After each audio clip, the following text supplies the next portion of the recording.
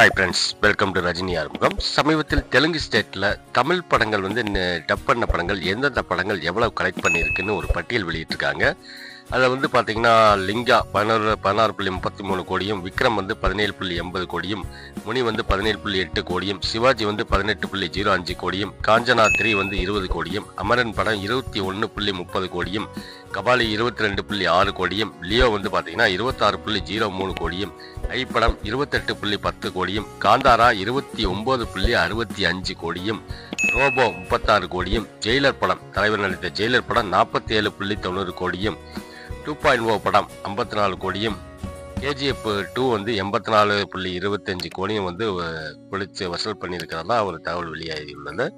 இந்த பட்டியலில் வந்து பார்த்தீங்கன்னா தமிழ்ல இருந்து தலைவர் தான் இந்த வசூல் கணக்கை தொடங்கி வச்சிருக்காரு. தமிழ் படத்துக்கு வசூல் கணக்கை தொடங்கி வச்சிருக்காரு. ஸோ இதில் வந்து 6 படங்கள் வந்து ரஜினி நடித்த படங்கள். தமிழ் படங்கள் மட்டும் பார்த்தோம்னா 2.0 படம் தான் வந்து முதல் இடத்துல இருக்கு.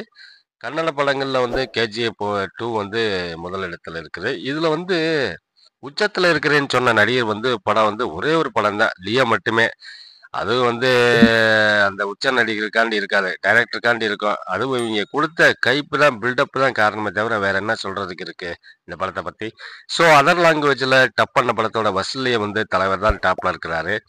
எந்த இதுலேயும் வந்து தலைவர் தான் டாப்ல இருக்கிறாரு. தமிழ் படத்தை கம்பேர் பண்ணும்போது மற்ற படங்களோட மற்ற நாடுகளில் மற்ற ஸ்டேட்டுகளில் வந்து தலைவர் தான் டாப்ல இருக்கிறாரு. ஓகே ஃப்ரெண்ட்ஸ், இந்த வீடியோ பிடிச்சிருந்தா லைக் பண்ணுங்க, கமெண்ட் பண்ணுங்க, ஷேர் பண்ணுங்க. முக்கியமாக வந்து சப்ஸ்கிரைப் பண்ண மறந்துடாதீங்க. மகிழ்ச்சி.